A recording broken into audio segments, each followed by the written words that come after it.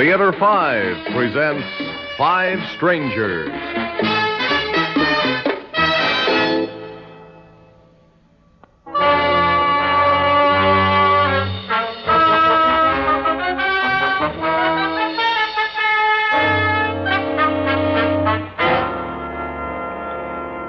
Ladies and gentlemen, there's been no change in the weather over the eastern and central portions of the country. The extremely foggy conditions are expected to extend at least into the mid-morning hours. All flights to and from this airport have been canceled until further notice. I repeat, This all cursed flights fog. canceled Look at until it out further there. notice. Just look at Thank it. you. I beg your pardon. Were you speaking to me? No. I'm sorry. It's this rotten weather. I've been here at the airport for 9 hours waiting for it to lift. Yes, I saw you when I arrived. Look, haven't I seen or met you somewhere before? Of course. Baines Cosmetics. You're Deborah Baines. That's right. Yes, I remember now about the newspaper story. It concerned your new line in cosmetics, right? Well, it's a little more than that. You see, I've been negotiating with another leading cosmetics firm for, well, I really shouldn't be discussing it. Oh, I understand perfectly. But it must be pretty important. Well, it's extremely important. In fact, a great deal depends upon my arriving in Chicago before 9:30 in the morning. Well, that makes two of us, Miss Baines. My deadline is 10 o'clock. Oh? After that, things are sure to get pretty sticky. If this fog doesn't lift soon, I don't like our chances. Oh, now, can't we do anything about it? I'm afraid not. By the way, my name is Monroe. Stephen Monroe. Oh, not Stephen Monroe Enterprises. Well, now it's my turn to be impressed. I've heard quite a lot about you, Mr. Monroe. Don't you believe more than half of it? Which half? Well, the half I hope they believe. They? Yeah, the two over there on the bench. The old man and the lady. Did you say lady? Yes. She does seem a bit overpainted, doesn't she? With Baines Cosmetics, I trust. People like them are very important to us, Miss Baines. They buy your cosmetics and my, Schemes? I prefer to say buy my dreams. Oh, come now. Shouldn't you say pipe dreams? Now, I don't mean that in a nasty way, Mr. Monroe, but you must admit that most of the companies you float have a way of suddenly going bankrupt. True, but on the other hand, you must also admit that everything I do is completely legitimate. Ah, tricky, but legitimate. We both have to skirt corners a little bit, don't we, Miss Baines? Do we? As an example, let's take your deal with Antoine Laboratory Products. Since the consummation of that deal, Antoine's stock has gone down to precisely nothing, but Baines' stock has doubled in value. I salute you on that one. Thank you. And I imagine that if you keep your appointment in Chicago, Baines' stock will soon show another raise. Well, I'm not in business to lose money. No, nor I. You know, when you think about it, we're very much alike. I think I'll accept that as a compliment, Mr. Monroe. I'm pleased that you do. However, I wonder what the public, represented by those two people over there, I wonder what they'd think if they knew the truth about us. Ah, there's the rub. I'm quite sure we won't let them learn. Ah, you're so right. The way I see it, Miss Baines, there are two kinds of people in this world. The winners and the losers. Our two friends over there are the losers. Well, yet you must admit they have a certain amount of determination. Why do you say that?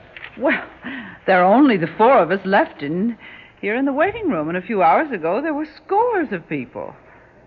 I wonder where it is that they're so anxious to go, and why. No, one thing is certain. What's that? They're not together. I haven't seen them speak to each other yet. Oh, but they will, Mr. Monroe. The losers of this world need company. They have a kind of herd instinct that ultimately brings them together.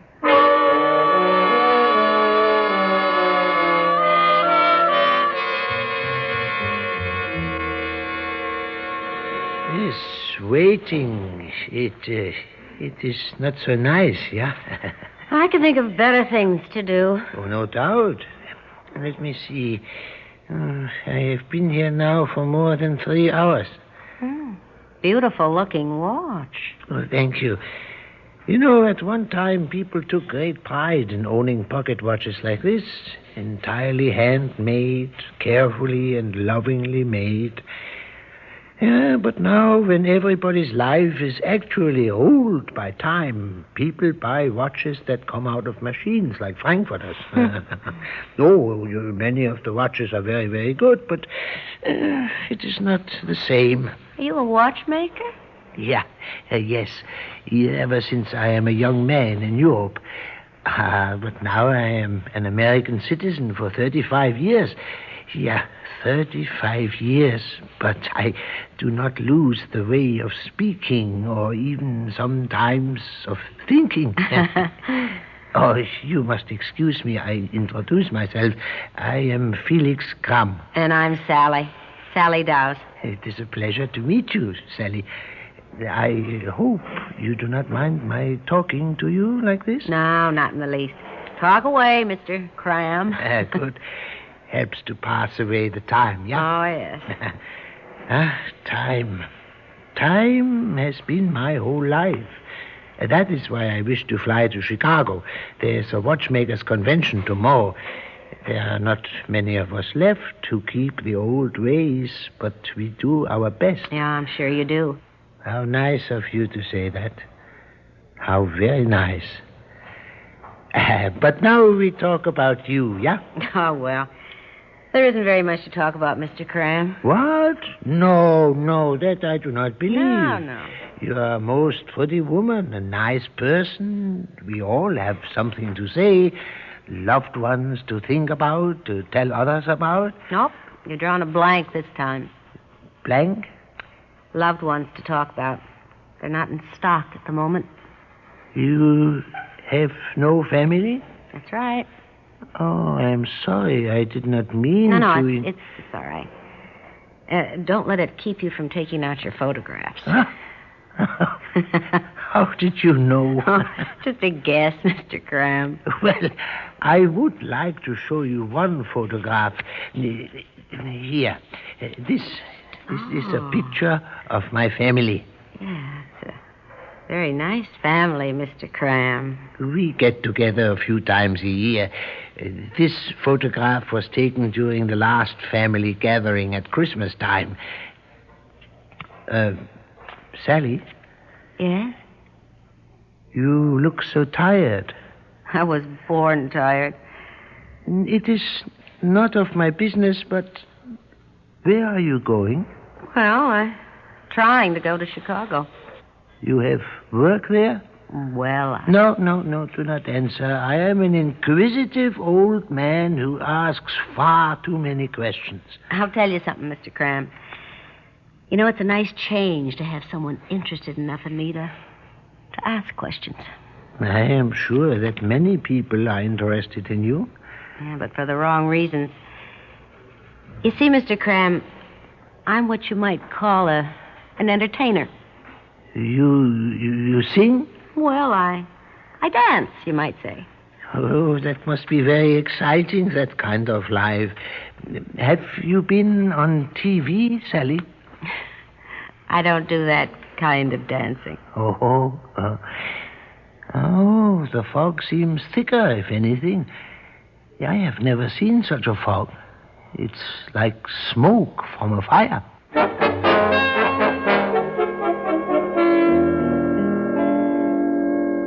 If I had known about this fog, I'd have taken a train this afternoon. Yeah, well, it's too late for that now. There must be some way to get there.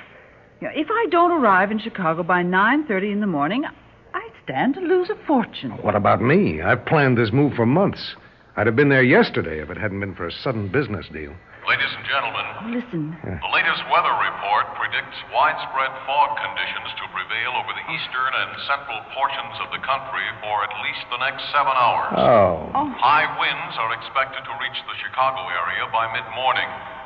These winds from the west will undoubtedly disperse the fog. And Chicago Mid-morning. Airport will then be But it might just as well be next September. The weather report could be wrong. Well, let's face it, Miss Baines, we've had it. Well, I am not going to give up. Neither am I. But all we can do is sit and wait and hope for a miracle.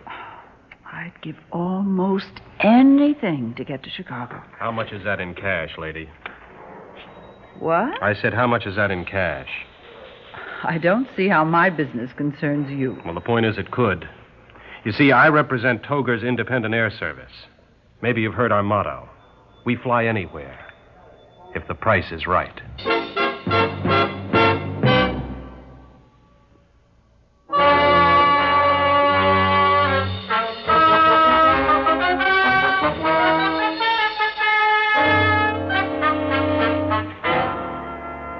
I've never heard of your company, Toger. Well, usually we carry only freight.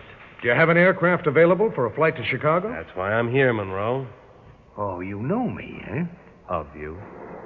How do you get a clearance in this fog? I don't need a clearance. I operate from a field about 10 miles from here. And you'd be willing to fly even in this weather? Well, if you don't mind flying in a DC-3. Are you a qualified pilot? Now, look, I was listening to you two. I know how badly you want to get to Chicago. All right, I can fly you there. The rest now is entirely up to you. How much do you want for the trip, Mr. Toger? Well, a few minutes ago, you said you'd give almost anything. I'd still like to know how much that amounts to in cash. Well, I'm willing to give you $500. Right now, I'm bartering with the lady, Monroe. I'm sorry, but 500's not enough. Make it 1,000, you got a deal. I have no choice. I'll pay you the $1,000. Fine. I'll have you in Chicago before 9 in the morning. Well, how about me? Well, how about you? Well, I'll throw in $500. I'll tell you what, Monroe. You just wave that $500 in the air and see if it'll fly you to Chicago. Now, see As here. far as I'm concerned, Monroe, you can walk. All right, Toger. $1,000. Now you can fly.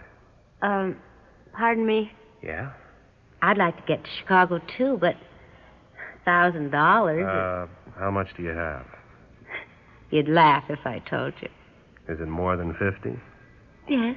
Well, that's my price, 50. What? You're charging her only $50? That's the tourist rate. You're first class, but don't get me wrong, Monroe. When I say first class, I'm talking about the rate. By the way, I collect my fares in advance. I don't like your attitude, Toger. Now... Well, there's nothing at all that I like about you. Now just pick up your luggage and shut up before I change my mind about taking you. Mr. Toger, what about my friend here, Mr. Cram? He'd like to come along, too. Yeah. Do you have room for me, too, Mr. Toger? Do you have $50? Yes. Then let's go.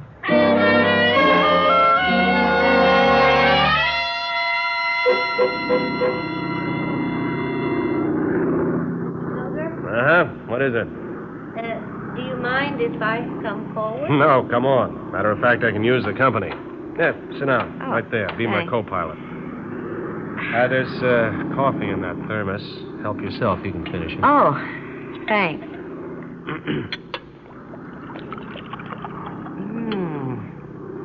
Hot coffee. Yeah? Hey, you must be cold in that thin outfit you're wearing. Well, it's not the cold as much as it was the company back there. Oh? Yeah, Mr. Cram went to sleep. I was left with the other two. The con man and the cosmetics lady, huh? Oh, I knew about Deborah Baines, of course.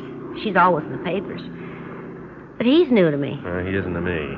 My father invested money in one of Monroe's companies. Company folded. It was a setup from start to finish. My father had one major failing. Yeah? He trusted people. And you don't. Well, you noticed that I collected my fares before we took off. What I noticed mostly was how you enjoyed taking Monroe's money. Yeah. It was exactly $1,000 that my father invested in his company. Yeah, but you charged Deborah Baines $1,000, too. Well, that was for associating with Monroe. Oh. Soupy out there, isn't it? Couldn't get any soupier. How are we doing? Better than I expected. Say, you must be pretty anxious to get to Chicago to fly through this stuff in an old DC-3. Oh, I've got a job waiting for me. Oh? At the Paradise Club. Oh. Ah, you've heard of it. Yeah, I've been there. What kind of a job? Dancer. Uh-huh. Maybe I should have said strip teaser. Well, that's dancing. You must be joking. There are worse ways to make a living. Yeah, I know. Believe me, I know. Say, that old fella back there. Oh, Mr. Cram? Yeah. He likes you. I mean, in a nice kind of a way. And I figure he's a pretty good judge of character. Well, it's a new line. Funny thing is, I think I mean it. Hey, you're making a pass at me. Of course. A serious pass. As a matter of fact, I'm going to watch your debut at the Paradise. And I promise you, not once will I ask what a nice girl like you is doing in a place like that. Thanks. You're welcome. Toger, it's cold back there. You have any blankets? Nope. Well, shouldn't this plane be heated? Well, cargo doesn't need heating. What's in that thermos bottle? Well, there was some coffee, Mr. Monroe, but I finished it. Where are we, Toger? 9,000 feet above the ground, halfway to Chicago. Now, why don't you just go back where you belong? Well, she's here, isn't she? At my invitation. I wonder why. Well, listen, you stink. It's all right, Mr. Toger. I don't mind. I grew up on talk like that. Runs off my back like water off a duck. Hey, what's that? Huh? Oh, it's just the starboard engine. I'll have to feather the prop. Don't worry, one engine will do the job. Hey, that engine's on fire. It's burning. What? Listen, both of you, get back with the others. Lie down on the floor. Brace yourselves against something. I'm taking her down.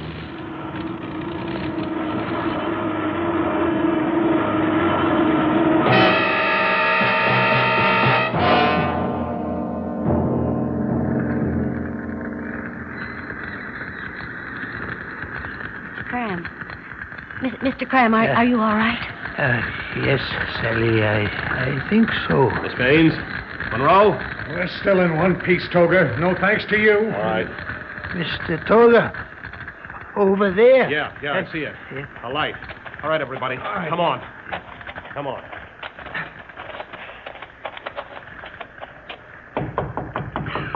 Hello? Hello, anybody in there? Oh, for heaven's sake, try the door. It's Yeah, come on. freezing cold. All right. Oh.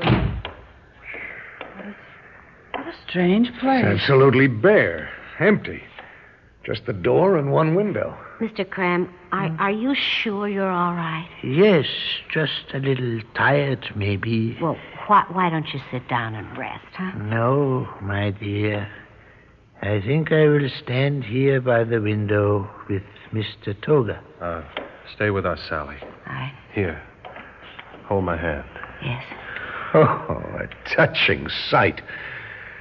Well, enjoy yourself while you can, Toger, because you're in real trouble. That aeroplane of yours should have been condemned. We were fools to let you talk us into that flight. I didn't have to talk you into anything. You practically begged to come aboard. I don't think a judge and jury will be concerned about that. You mark my words, Toger. You're in real Mr. trouble. Monroe, I'm frightened. Now, there's nothing to be afraid of, Miss Baines. All we have to do is wait for a search party to find us. But the light, A light? What are you talking about? this room, it's illuminated. Well, of course it is. But there's no lamp or bulb. Where's the light coming from? Well, And there's also the crash, Monroe. We plowed straight into that mountain. Now just look at us. No injuries. Our clothing isn't even soiled.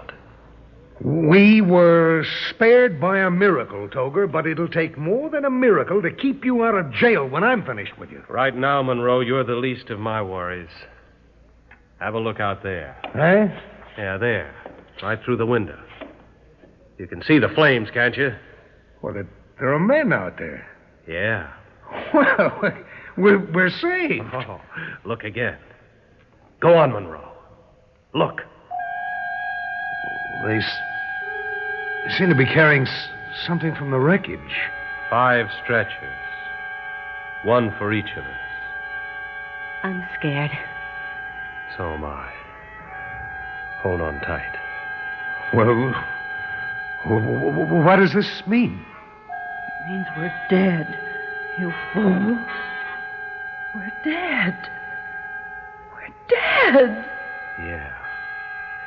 And the question now is, what happens next?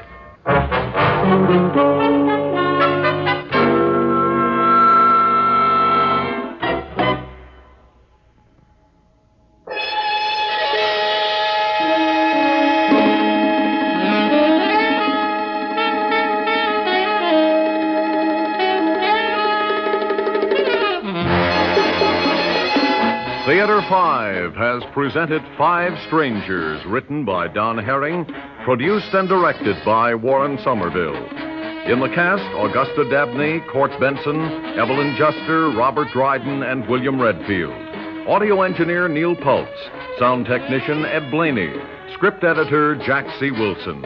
Original music by Alexander Vlastotsenko. Orchestra under the direction of Glenn Osser. Executive producer for Theater 5, Ted Bell. We invite your comments. Write to Theater 5, New York 23, New York.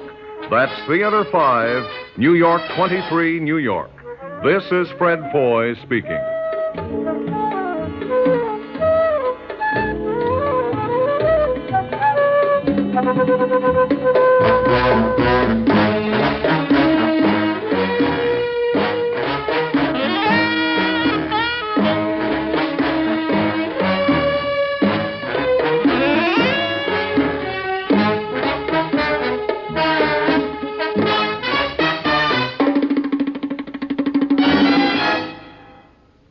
This has been an ABC Radio Network production.